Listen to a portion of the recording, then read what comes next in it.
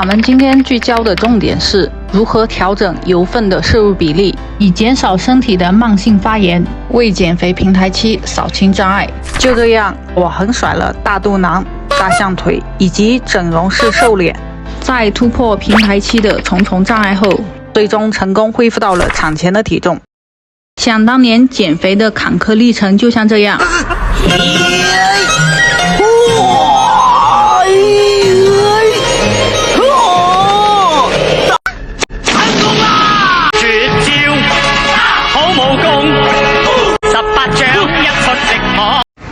大家好，我是带你们为自己量身定制科学减脂餐的健身教练 Monica。